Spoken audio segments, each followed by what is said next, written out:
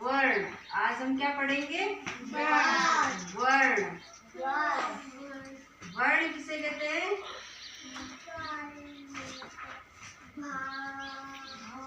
भाषा की सबसे छोटी इकाई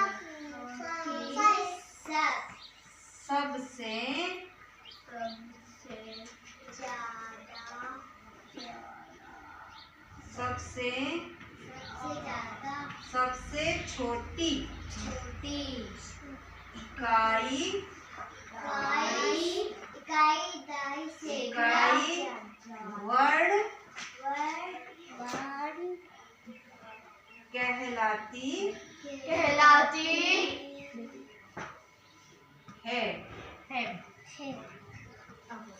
भाषा की सबसे छोटी इकाई क्या कहलाती है? वर्ण कहलाती है। क्या कहलाती है? इधर देखो, वर्ण। और वर्ण कितने प्रकार के होते हैं? 2 वर्ण 2 प्रकार के होते हैं। कितने प्रकार के होते हैं? 2 प्रकार के होते हैं। कौन कौन से? पहला कौन सा होता है? स्वर। कौन सा होता है? स्वर। और दूसरा कौन सा होता है? व्यंजन। दूसरा कौन सा होता है?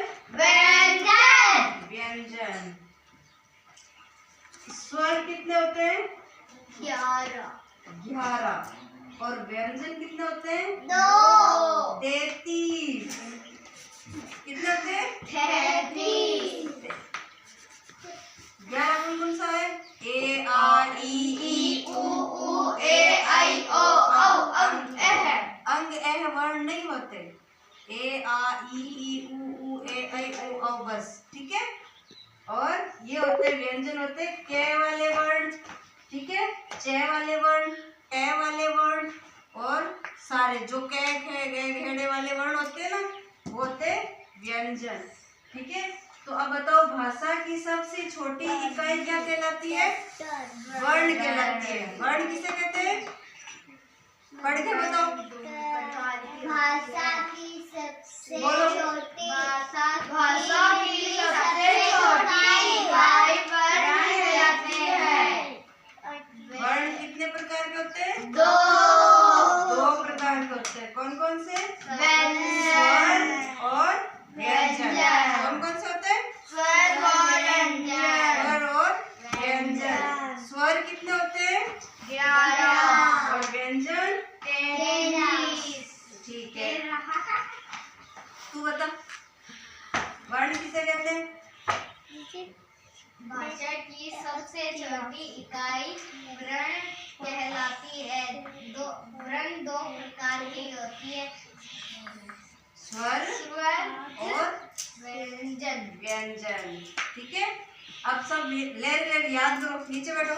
भाषा की सबसे छोटी इकाई वर्ण कहलाती है। भाषा की सबसे छोटी इकाई वर्ण कहलाती है। वर्ण के 2 रूप होते हैं, स्वर और व्यंजन। वर्ण के 2 रूप होते हैं, स्वर व्यंजन। स्वर कितने होते हैं? 2। वर्ण 2 प्रकार के होते हैं, स्वर और व्यंजन। स्वर होते हैं 11, व्यंजन होते हैं 33। ठीक है। वर्ण किसे कहते हैं? अक्षर को, यानी कि सबसे छोटा वर्ण कौन सा?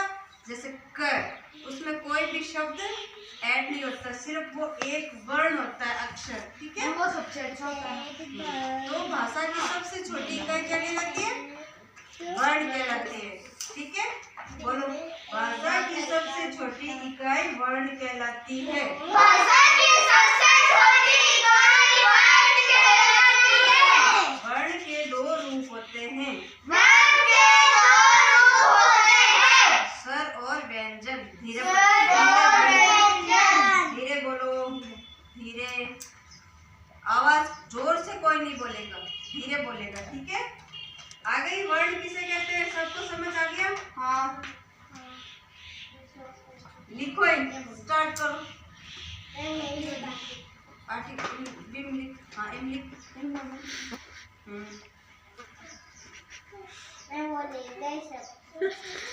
पाठ क्या लेगा?